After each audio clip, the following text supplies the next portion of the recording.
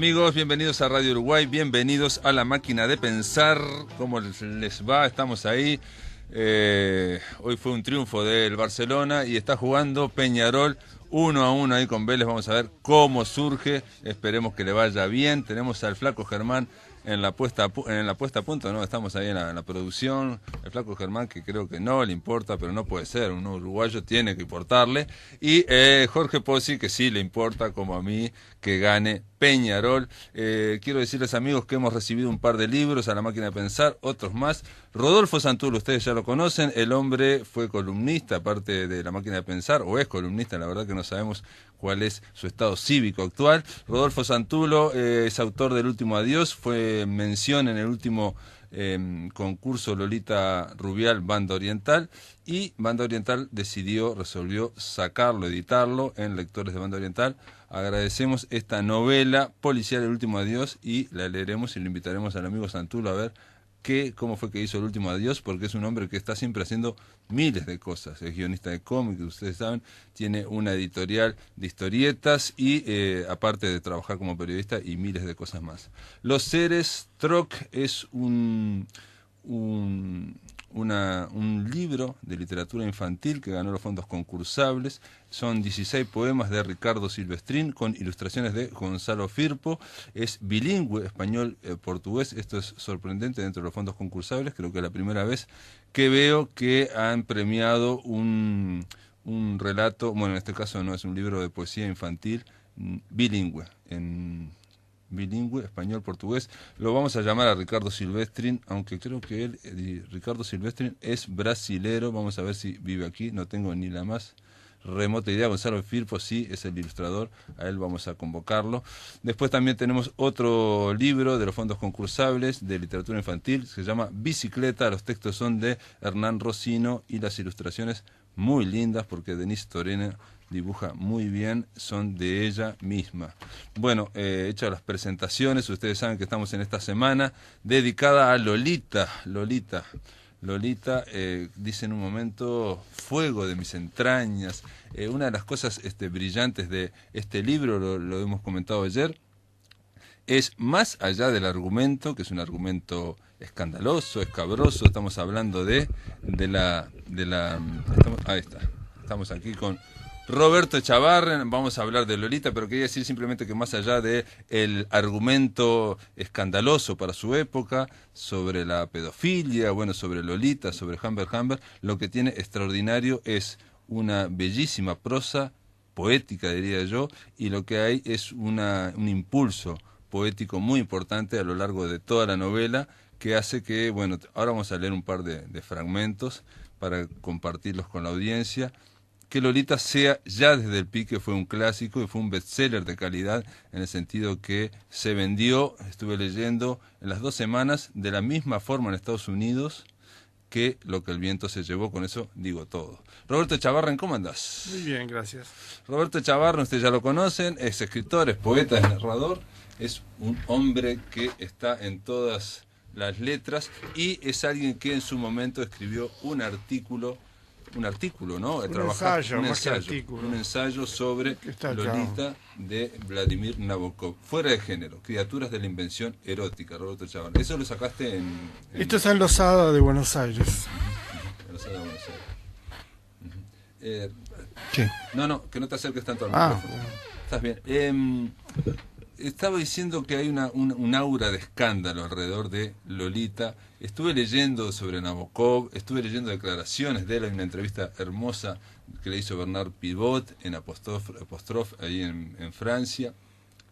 Estamos hablando de Nabokov, alguien que a los 10 años era trilingüe, ya manejaba el inglés, el francés y el ruso, aprendió español para leer a Cervantes, leía en alemán. Estamos hablando de alguien que tenía una considerable cultura y que odiaba los escritores que mandan mensajes o que son didácticos en la novela. Él decía que la ficción no tiene más necesidad y más deber que estar dentro del arte, generar una obra de arte autónoma. ¿Y cómo fue tu aproximación a Lolita? ¿Te acuerdas la primera vez que la leíste? Bueno, sí, lo que me llama la atención en Lolita es la manera en que está escrito. Yo diría que hay muy pocas novelas del siglo XX en inglés que tengan un inglés tan absolutamente extraordinario como Lolita. El único autor que yo podría compararlo en cuanto a calidad poética, siendo narrador, claro, no hablo de poetas, sería Virginia Woolf. Sobre todo, por ejemplo, bueno, en algunos libros más que otros, pero siempre tiene una calidad extraordinaria de escritura, una poesía dentro de su prosa. Pero aparte de eso, digamos que Lolita es muy humorística y es muy eficaz en todos sus aspectos, es decir, en transmitir la ironía, el humor, el sarcasmo a veces, etcétera, ¿no? Es una novela muy lograda, quizá la mejor novela estadounidense del siglo XX, escrita por este ruso, que aparentemente nunca realmente llegó a aprender bien el inglés, por lo menos al hablarlo. Tenía dificultades y cuando le hacían entrevistas, él prefería contestarlas por escrito. Exacto, ¿no? Sí, en esta de Bernard Pivot está una hora, pero ya la sabía, digamos, se le habían adelantado y él iba leyendo tarjetas, con lo cual cuidaba perfectamente una prosa espectacular, ¿no? Claro, pero espontáneamente no le salía. No, es un gran trabajo, palabra a palabra, coma a coma. Él dijo que cuando fue a Estados Unidos tuvo que tratar de ganarse la vida como conferencias y preparó 100 conferencias de literatura rusa para decirlas en Estados Unidos y descubrió que no podía hablar en público, solo podía leer en público. Claro. Entonces lo que hacía era, leía estas tarjetas, y entonces claro, era todo una prosa perfecta, cerraba todo, ¿no? Claro. Te voy a leer sobre... la que sabía realmente inglés era su mujer. Vera, que no sé si fue profesora de inglés incluso cuando ellos vivían en Alemania. Entonces me parece que ella le corregía todo lo que escribía en inglés. Hay un detalle, él lo ha comparado con Joseph Conrad porque es polaco y escribió en inglés, en un inglés muy decantado también. Conrad, sin una duda, prosa extraordinaria, cincelada, digamos, con un nivel de poesía muy alto. Él decía que no, porque Joseph Conrad no hizo grandes obras en su idioma polaco y él sí hizo en ruso. O sea, estamos hablando de un escritor que escribió... Él hizo la mitad de su carrera en ruso. Él dejó Rusia cuando el golpe de Lenin, y bueno, Nabokov era de una familia muy acomodada, sin duda, de alta burguesía, y sobre todo cuando tenía 16 años murió su tío Vladimir, que tenía una gran fortuna y era homosexual y murió soltero. Entonces el heredero fue Nabokov y la fortuna la perdió al año siguiente con el golpe de Lenin. Se le acabó todo. Sí, yo estuve escuchándolo ahí en esa entrevista, decía que su papá, el padre de Vladimir Nabokov, fue ministro de Kerensky, que era el socialdemócrata que estaba antes. Sí, porque era uno de los principales miembros de lo que se llamaba el partido cadete, que quería decir en definitiva que eran los demócratas constitucionales, que era un partido de centro. Lo que pasa es que después, cuando empezó, digamos, el periodo de Kerensky, ahí se focalizaron mucho las cosas y los demócratas constitucionales aparecían como la derecha, pero no lo eran en absoluto. Sí. Y él después se va a Alemania. Él se va a Alemania, también su padre. Por otra parte, su tío era encargado de negocios en la época del zar de la embajada rusa en Londres. Y ellos también, cuando se exiliaron de Rusia, no sé si serían los meses inmediatos en que todavía quedaba flotando el encargado de negocios, y los presentó a mucha gente en Inglaterra, a la familia, tanto a su hermano, el padre de Vladimir, como a Vladimir mismo, ¿no? Él aparentemente cuando se tienen que ir de Rusia, él ya estaba en Cambridge, ya estaba estudiando, digamos, o sea, la familia se tiene que ir, pero él ya había ido a estudiar previamente. O sea, no, ellos se escapan en plena desorden, digamos, y cuando estalló la guerra civil, porque como Lenin dio un golpe, entonces creó una situación de violencia y surge la guerra civil rusa, ¿no? Entonces, en esos episodios de la guerra civil, él y su hermano trataban de escaparse hacia Crimea, porque de ahí de Crimea se podían embarcar, atravesaban el Mar Negro, el Mediterráneo y podían llegar a cualquier otro país europeo. Entonces él y su hermano viajaban solos en un compartimiento del tren y entraron unos soldados borrachos que quisieron violarlos. El hermano era homosexual también, pero en todo caso no quería ser violado por esos soldados. Y entonces fingió que tenía tifus y que estaba en una situación gravísima y los soldados, por miedo a contagiarse, no les hicieron nada a ninguno de los dos. Pero no, fue una huida muy accidentada. Sí, sí. No, vos sabés que yo, se ve que en la entrevista esta él dice lo de Cambridge, pero bueno.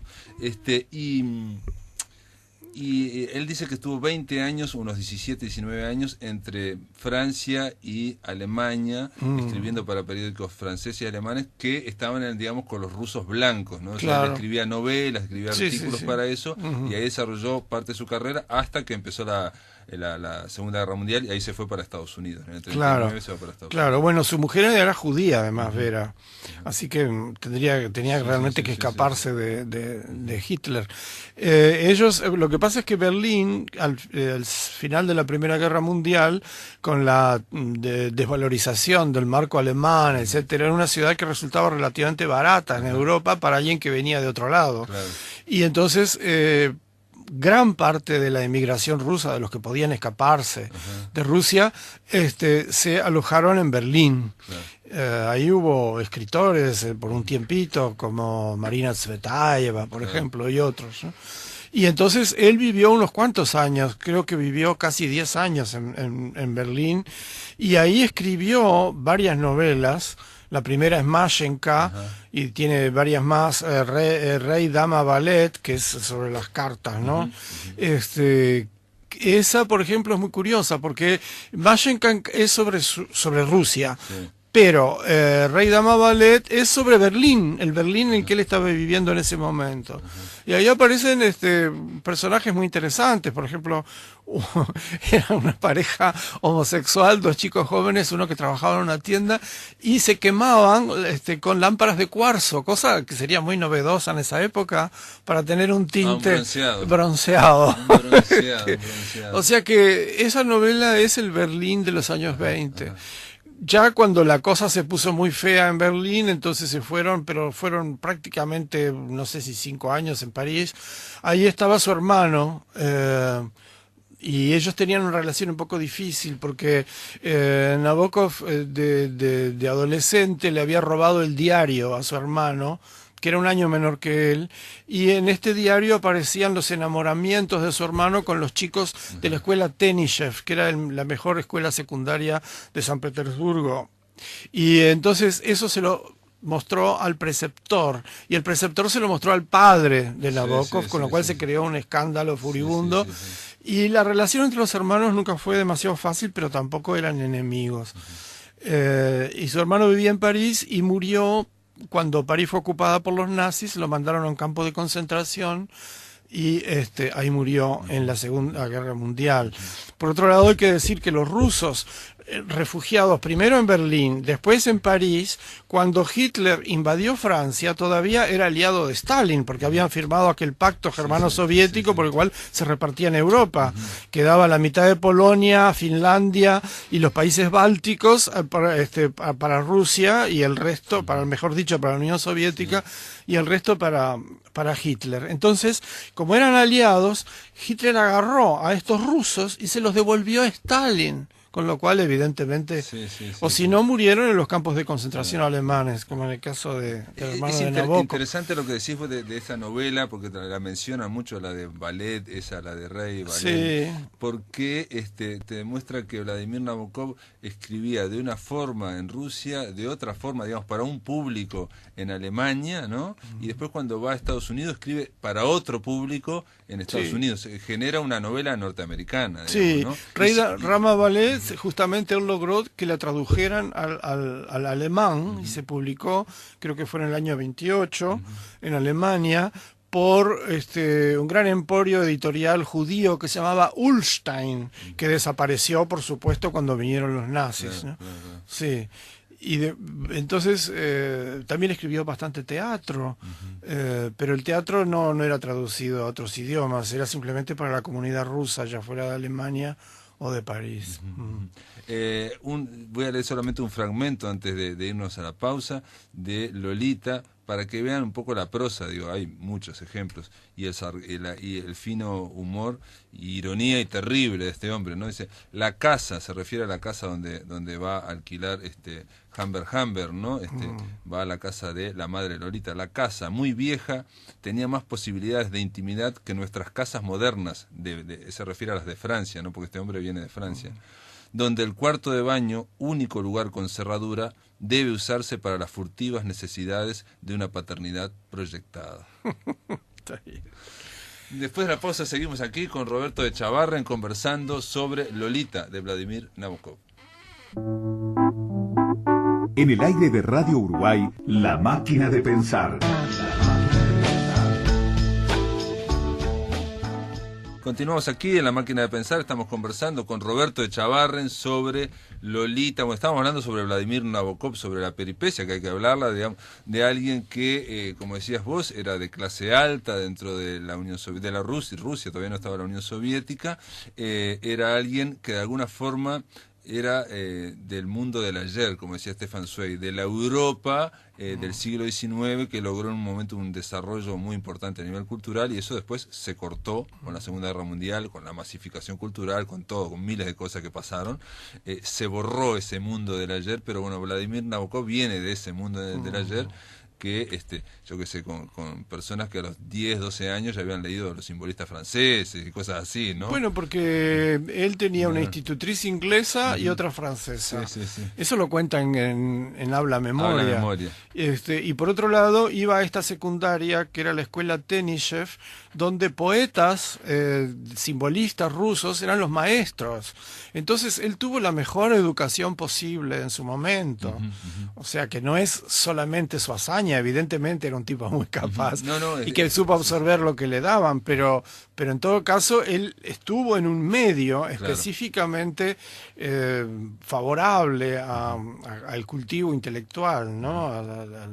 Al que muy precozmente tuvieron una instrucción realmente notable. Claro, de un mundo de una cultura muy sofisticada, ¿no? De muy alta. Sí, aunque la institutriz francesa parece que no era muy sofisticada a la hora de bañarse, ¿no? Que no se bañaba nunca, y como cuando se bañaban los chicos decían, es que se van a resfriar, se preocupaba muchísimo. El baño era la mayor amenaza. ¿Y cómo logra este hombre en determinado momento? Bueno, él va a Estados Unidos, ahí tiene que tratar de ganarse la vida como en la universidad. Él tuvo mucha suerte porque había otro ruso que le habían ofrecido un curso en Estados Unidos y que no fue un escritor ruso, y entonces le cedió el lugar a él. Si no se le hubiera cedido, lo habrían agarrado los nazis en Francia. Porque además se fue ya cuando estaban avanzando. Los nazis ya estaban ocupando Francia cuando se embarcó, él y su mujer. Fue con muchísima suerte, sí. Y esa peripecia, digamos, europea, digamos, en la cual, como todos los exiliados, ¿no? Tienen que ganarse la vida, por más que sea sofisticado. Aquí en Lolita escribe al final, dice, el libro se desarrollaba lentamente con muchas interrupciones y digresiones. Me había llevado unos 40 años inventar Rusia y la Europa occidental, y ahora debía inventar Norteamérica. Claro, bueno, hay una obsesión de él que no la inventa porque la tiene desde adolescente. Por ejemplo, en Habla Memoria cuenta su primer affair con una chica, con una niña, con una adolescente muy joven. Después en Mashenka vuelve a aparecer esa historia. Después la novela anterior a Lolita, que se llama El hechicero, también es un hombre mayor, un pederasta, que pretende tener un affair con una niña. Se casa también con la madre para tener acceso a la niña. Y no es tan afortunado como Humbert en Lolita, sino que la primera noche que intenta tocarla en la cama, pensando que la niña estaba dormida, estoy hablando del hechicero, la niña no estaba nada dormida, estaba con los ojos abiertos, pega unos gritos terribles. El narrador, el pederasta, se escapa porque tiene miedo de que ya los otros huéspedes del hotel empiezan a despertarse y a preguntar qué pasa. corre, atraviesa una calle y es aplastado por un camión. Y ahí termina. En cambio, es un cuento, ¿no? ¿Es un cuento o no? es una novela, Una sí, novela. sí, es relativamente corta. Digamos, ese es el embrión, digamos. Es el embrión de Lolita. Y dramático. Mejor dicho, hay muchos Sí, embriones. sí, Ese sí. es el último de ellos. Sí. También La dádiva, que es una novela de los años 30, es la novela más ambiciosa que escribió en ruso. Hay un hombre que tiene relaciones incestuosas con su hija, y eso es narrado por el novio de la hija. O sea que esto es como un leitmotiv Sí. absolutamente permanente. En Ada también hay un tío que le toca las nalgas a Ada, y siempre hay estos episodios, se multiplican en su narrativa. Y en Ada o El Ardor es con el hermano, digamos, ellos descubren después que son hermanos. Pero no Aparte, sabían, cuando son niños, sí, pero también hay un tío mayor pederasta que la toquetea. O sea que eso es constante. Lo que es curioso y diferente es que Lolita es una niña estadounidense de final de los años 40, es decir, cuando empezaba toda la cultura de la juventud, que eso antes no existía, no había cultura de la juventud. Sí. Entonces se funde el tema que está todo el tiempo en Nabokov, con la cultura de la juventud estadounidense, y entonces por eso Lolita es un personaje tan atractivo y tan interesante en cierto modo, porque es la nueva América. Claro. Es el descubrimiento de América para él a través de esta niña y de la cultura de juventud.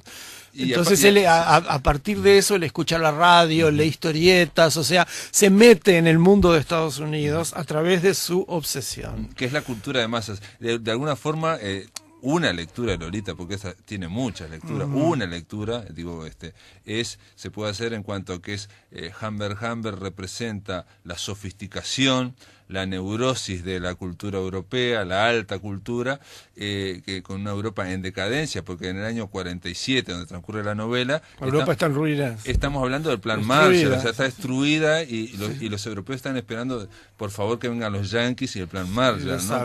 Entonces está la atracción frente a la joven América, que es bella, enérgica, es violenta y es vulgar. Tiene mucha vulgaridad frente a la sofisticación europea, que es una decadencia. Entonces se da esa dos. Sí, ahí es como funciona el humor y la ironía, porque el punto de vista es el de ese europeo, que dice en cierto momento un emigré raído, que ve ese mundo con el cual él tiene muy poco que ver, pero sin embargo hay un incentivo erótico fuertísimo, decisivo, que lo hace meterse en ese mundo. Pero lo ve a la vez con ironía, porque todo le parece horroroso alrededor, la vulgaridad, el mal... No, y la propia atracción que él siente sobre Lolita, pero después cuando logran irse con ella otra vez, dice... Ella le encantaba el cine, le gustaba ver las musicales, los westerns y las películas de guerra.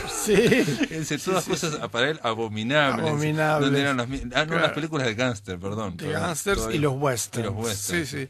Bueno, y dice que era chabacana, lo dice. Es la cultura de masas. Sí, es eso. Y ese enfrentamiento, eso es extraordinario, ¿no? Cuando se produce un milagro literario, cuando convergen distintas líneas, ¿no? En este caso, un hombre mayor que tiene toda una vida atrás, muchas décadas, que ya no es nada joven, cumplió los 50 años cuando termina Lolita. Entonces tiene toda una carrera y toda una vida europea, y que como un pacto de Fausto parece, ¿no? Que de repente obtiene esta promesa de juventud que se le ofrece, ¿no? A través de este pequeño diablo que es Lolita. Es extraordinario eso. Sí. Es ese choque. Lolita aparece como una cuestión angelical. Él habla de las ninfas. Nabokov era un experto en mariposas, un entomólogo famoso, ¿no? Un tipo que trabajó en Harvard como entomólogo de mariposas. Entonces esa idea de encontrar la ninfa en el momento que antes de convertirse en mujer, antes de convertirse en mariposa, ¿no? Ese momento exacto. Y él dice en un momento que, como decís vos, este hombre, Humbert de 40 y pico de años frente a ella de 12, había un océano en el medio. No solo de tiempo, no solo de edad, sino justamente de cultura. Claro, es un vacío. Entonces lo que hace este hombre un poco es proyectar también su cultura, ¿no? Su deseo. Sí. ¿No? De todas maneras también hay otra cosa en Lolita, ¿no? Porque él dice que hay dos sexos, no el hombre y mujer como esperamos que diga, no. Dice que hay dos sexos. Uno es la ninfa, que tiene las caderas todavía no se han ensanchado, que tienen algas de muchacho, y además él lo dice varias veces en Lolita, que los muchachos y las chicas en Estados Unidos se visten exactamente igual, es decir, con jeans y con camisetas. Entonces Lolita así se viste, y él en ciertos momentos de la novela ve dos chicos o dos chicas y no sabe si es hombre o mujer.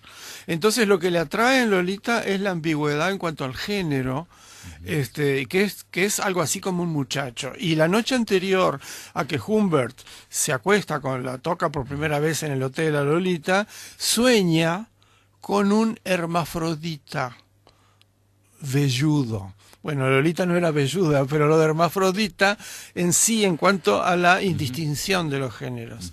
Entonces está la mujer madura, que es plenamente femenina y que no le interesa un rábano, con caderas anchas, bueno, la repugnante madre de Lolita, sí, la vaca, que era la vaca, bueno.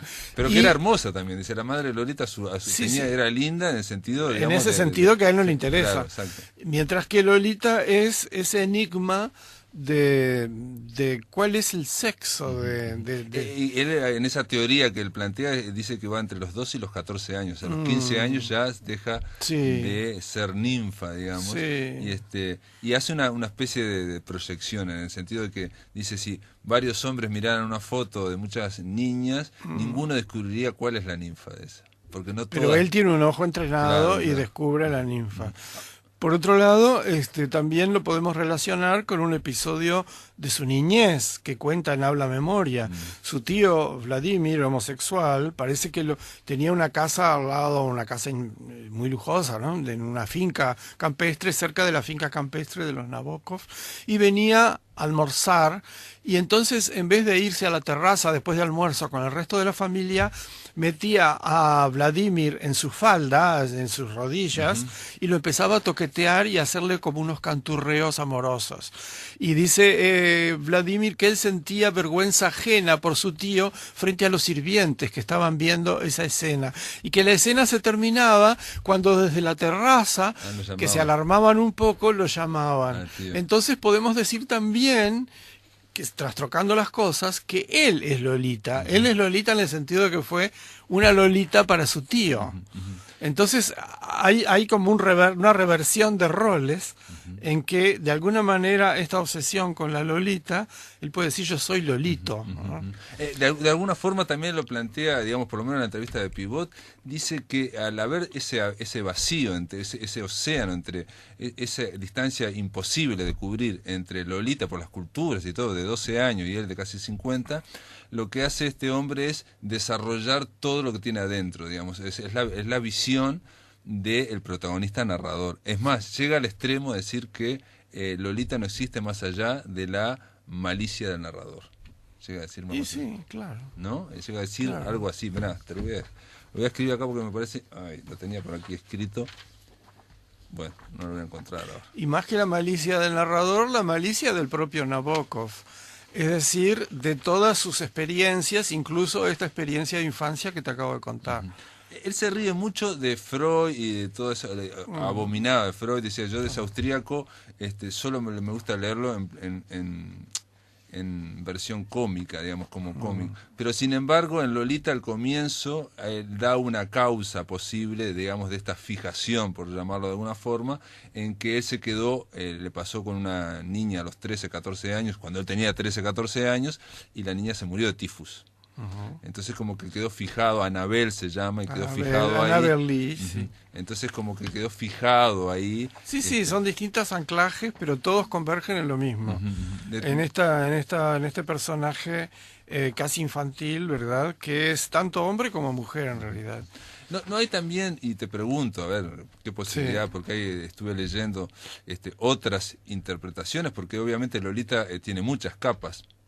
Nabokov era experto, bueno, le gustaba, Dostoyevski no le gustaba mucho, pero sí Ana Karenina, y decía que el adulterio en el siglo XIX... De Tolstoy. De Tolstoy, perdón, era lo que realmente... Era el problema del siglo XIX. El problema del siglo XIX, y que en el siglo XX ese no era ese problema. Que el tema era la energía, o digamos, el imán sexual provenía de este lado que estamos hablando, ¿no? Sí. Esta es otra opción. No lo dijo Nabokov. No es contradictorio. No, creo que es perfectamente congruente con lo que estamos diciendo. Es como tratar de usar las energías que hay en tu tiempo, en la sociedad, ¿no? Y claro. que son las de él específicamente, y por supuesto lo que decíamos sobre la época y sobre el momento histórico, ¿no? Y de alguna forma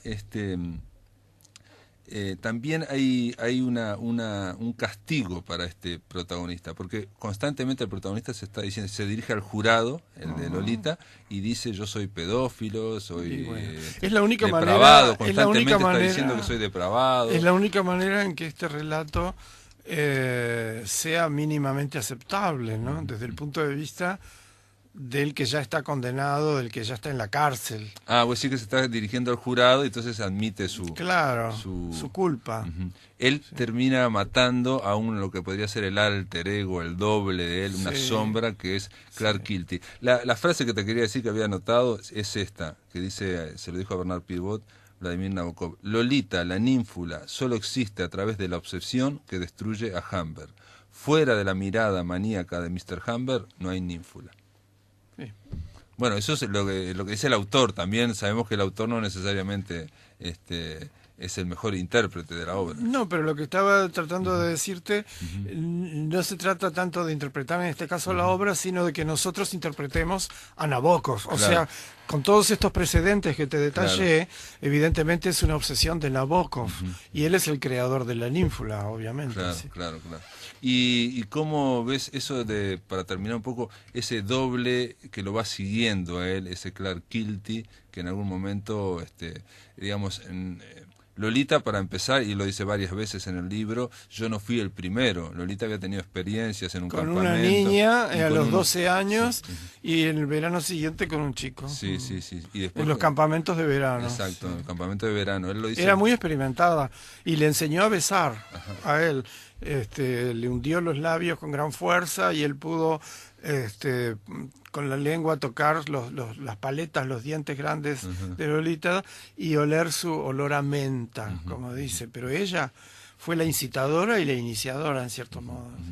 Esa es otra cosa, de quién domina a quién, ¿no? Aparentemente, bueno, digamos, para el Código Civil, obviamente, el depravado y el que la sedujo es él, y en la novela hay muchos indicios de que dicen que casi que fue al revés, digamos. Claro.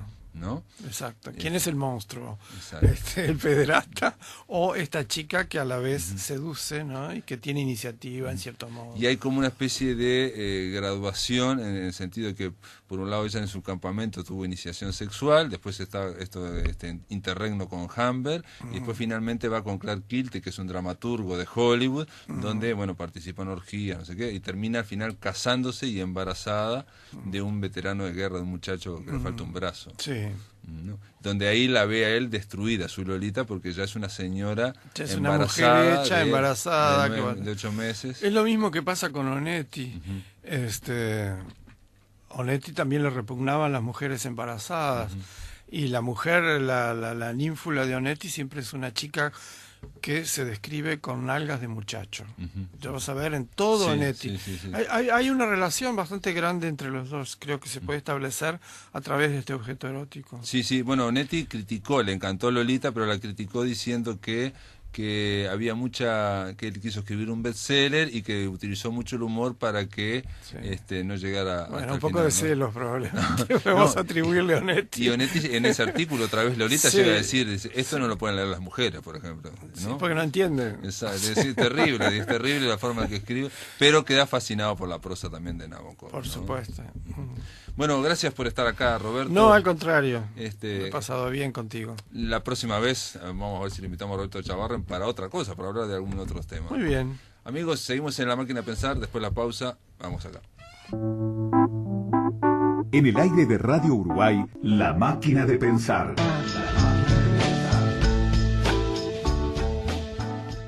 La bienvenida a Elian Stolarski. ¿Cómo andas, Elian? Muy bien, muchas gracias por la invitación.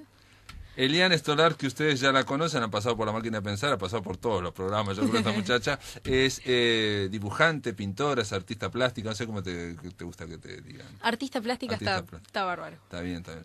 Pero a mí me gusta decir que Elian Stolarski, aparte de artista plástica, dibuja muchas veces con virome, con bolígrafo. Y yo he visto cosas notables, ella con la lapicera esa que escribimos todos.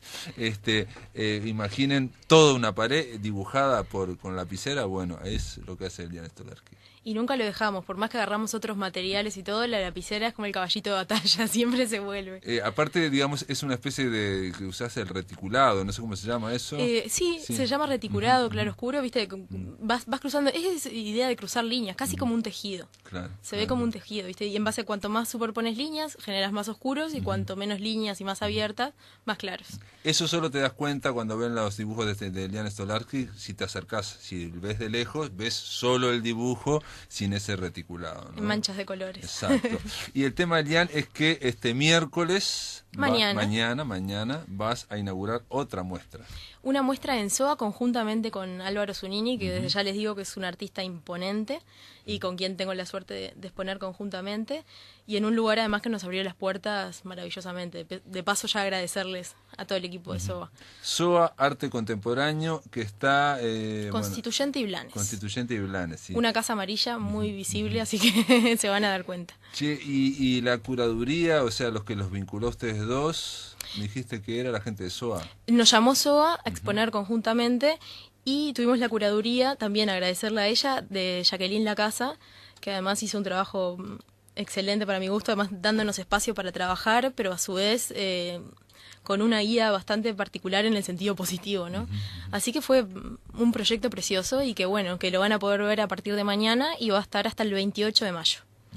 Si ustedes van al blog de La Máquina de Pensar, pueden cliquear en el nombre Elian Stolarsky y lo va a llevar, está vinculado a una página, que ahora tenés página, elianstolarsky.com. Correcto, y está igual en modificaciones, así que dentro de un mes va a estar pronta con todas las instalaciones nuevas y el trabajo de los últimos años, que ha sido bastante... Claro, porque vos producís sin cesar, pero lo que tenías antes era un blog, que ese sí me estaba más atrasado, me parece. El blog estaba súper atrasado. Sí, claro, sí, pasa sí. que uno, es como yo digo, se van sumando oficios a la tarea de artista plástico, ¿no? Porque además tenés que también encargarte de tu difusión, de también, viste, de ir a inauguraciones, apoyar a también a otros artistas y también ir uno a las suyas. Entonces hay como mucho trabajo también de difusión que ahora también le corresponde a los artistas. Pero esto, digamos, del blog, ¿lo llevabas vos también? ¿Vos? No. El blog sí, pero lo dejé ahora de lado y ahora me quiero centrar en la página e ir subiendo, viste, de ¿Y la página la llevas vos también? La página no la hago yo. La que está ahora a cargo es Mercedes Xavier, que le mando un saludo grande, que está haciendo un trabajo bárbaro. Además tiene mucha paciencia, porque trabajar con artistas no es fácil. Sí, pero está muy linda la página, yo no la había visto, www.elianstolarsky.com. Más fácil si van al blog de La Máquina de Pensar y cliquean en Elian Stolarsky. Y simplemente para decirles que, entre otras cosas, hay obra con lápiz, con lapicera, con fibra, con aguada, con pastel. Bueno, están las escenografías, que también sos escenógrafa. Bueno, ser escenógrafa en realidad no, pobre todos los escenógrafos, no estudié para eso, pero sí me aventuré, digamos, en algunos proyectos, más por la parte entrando como artista, ¿no? Y después está, bueno, uno termina pitando en grandes dimensiones. Elian, vos siempre también estás, yo te comenté, digo, esto fuera micrófono, pero es una broma, pero no es tan, que tiene su parte seria. La condición del humano es la exposición que vas a presentar mañana con Álvaro Zunini, tiene ese título genérico para las dos muestras, de tu trabajo y la de Álvaro Zunini. Sí, de hecho son bastante distintas, desde la forma de abordar el trabajo, digamos, desde la herramienta y la materia pura y exclusivamente, hasta también lo conceptual. Aún así, hay algo de esto que te decía, un poco del tejido, de la filigrana, que si bien es muy distinto los dos trabajos, tenemos como ciertas cosas en común. Y me parece que también ese texto curatorial, que si van también lo van a poder leer, explica mucho y aúna mucho estas posturas también de la importancia de la memoria, del objeto, de lo que uno le da como humano a... Según Jacqueline Lacasa, lo que plantea, digamos, es también, hay una cuestión femenina y masculina también, ¿no? O sea, se plantea acá, bueno, hay una serie de... La propuesta de los dos artistas, dice Jacqueline Lacasa, a través de lenguajes diferentes y de distintas elaboraciones conceptuales, lleva a transitar territorios comunes, a sorprendernos ante la condición del humano, ante los actos inmortales y las huellas imborrables, presentes en las dimensiones ilimitadas de la vida y de la acción. casi nada, Stolarski, casi nada, impresionante, ¿no? Por eso agradecerle a Jacqueline, Sí, ¿no? estoy seguro que usted cuando dibujaba decía, ¿todo eso? ¿Todo eso? No, pero está muy bien. La condición del humano yo no lo puedo leer totalmente, pero es una fundamentación de esta exposición que tiene, y eso que me gustaría leerlo, porque eso lo puso Jacqueline en la casa, y si me permitís, Elian, lo quiero leer. Es un epígrafe, una cita de Hannah Arendt, precisamente del libro La condición del humano. Y Hannah Arendt dice lo siguiente: la tarea y potencial grandeza de los mortales radica en su habilidad de producir cosas, trabajos, actos y palabras que merezcan ser, con el fin de que a través de dichas cosas los mortales encuentren su lugar en un cosmos donde todo es inmortal, a excepción de ellos mismos, por sus actos inmortales, por su habilidad en dejar huellas imborrables. Brillante, brillante, brillante, porque habla también de lo que es, podría ser una de las funciones del arte, que yo sé que, Elian, si conversamos, vos tenés mucho para hablar del arte, pero quiero simplemente robar este último minuto para decir que aparte de una trayectoria ya consagrada, o bueno, de Elian, estuviste en la Bienal de San Pablo, bueno, en fin. No, ojo, estuve en la Bienal de como visitante, aprendiendo, está muy bien. No, ahora igual, mira, voy a aprovechar para decirlo. Dale. Habemos 15 uruguayos que quedamos seleccionados para un salón de otoño franco-brasilero, y estamos ya, viste, ya uno viene con los problemas de llevar la obra para afuera, que en mi caso es la primera vez que quería llevar la obra al exterior. ¿Dónde? ¿A Francia o No, a Brasil? en teoría es a Brasil, vamos los 15, y ahí creo que se elige uno que va al salón de Francia, o sea, quedamos para el salón de Brasil y ahí falta la otra etapa. Pero todos los problemas que suscita el sacar obra del país, ¿no? Sí, y más a Brasil, que parece que tiene hay como unos problemas de obra, está complicado. Ahí están los trámites, como estás viendo lo que es ser Así que un bueno, artista internacional. no, decirlo también públicamente para aprovechar alguna ayuda de Bueno, a ver si ministerio o pueden algo. ayudar a Elian Stolarski, porque tiene problemas para sacar su obra y hacerla conocer en Brasil. Y nada, Elian Stolarski se estrena como escritora. Algo así, digamos que sí, ¿no? Empezando a retomar el hábito de escribir, que escribía también de chica, y bueno, y el viernes se presenta el libro 22 Mujeres Más, de Irrupciones Editorial, y somos, 22 mujeres escribiendo cuentos cortos. Tiene que ver con, digamos, un segundo libro, un segundo volumen de aquel primer volumen que se llamaba 22 Mujeres, Correcto. que estuvimos hablando, que fue prologado por Alicia Torres. No sé por quién es prologado, no sé si lleva prólogo. Sí, pero lleva Tansi. Tansi Silvana Tansi, Tansi, perfecto. gracias. Sí, que es periodista de búsqueda y docente, Silvana Tansi, y que va a ser la que va a estar en la presentación, va a presentar. Correcto, y va a ser, creo que es en la Biblioteca Nacional a las 7 de la tarde este viernes. Así que hay una semana movida. Exacto, este viernes 15 de marzo. Esta semana, Elian Stolarski por partida del doble. Mañana miércoles, esto es a las, ¿qué hora es? 19 horas. A partir en SOA, Constituyente y Blanes. En SOA, se llama SOA Arte Contemporáneo, SOA es la casa, y se inaugura, ¿puede ir cualquiera? Abierto a todo. La idea es eso, que vaya todo el mundo, que no se, si no sabe, esa excusa que hay siempre de yo no sé de arte, claro. No existe esa excusa, al revés. Claro. Es para todo el mundo, así que bienvenidos a brindar y celebrar esta inauguración, que como te digo, va a estar 2 meses abierto, y por las dudas de que si no pueden ir a la inauguración, está abierto de lunes a viernes hasta el 28 de mayo, de 14 a 19 horas, y los sábados de 11 de la mañana a 3 de la tarde. Bueno, muy bien, y si no pueden ir a la Biblioteca Nacional, que no está mal tampoco, para ver la presentación del libro 22 Mujeres Más. Correcto. En el cual participa, entre otros, Elian Stolarski. Hay 21 mujeres que ahora no las conozco, pero digo... Y de todas edades. Sí. Es la misma idea de Gabriel Sosa, el editor de Irrupciones, de mezclar todo lo posible, lo máximo posible. Claro. Sí. Mezclar estéticas diferentes, hacer una especie de muestra. Y sobre todo, perdón por la interrupción, sobre todo de gente que, por ejemplo, como yo, que no soy para nada consagrada, por lo menos en el ámbito de las letras, y que también estamos como recién iniciando, a gente que ya tiene mucha más trayectoria y todo. Así que se van a encontrar con una sopa de un montón de cosas.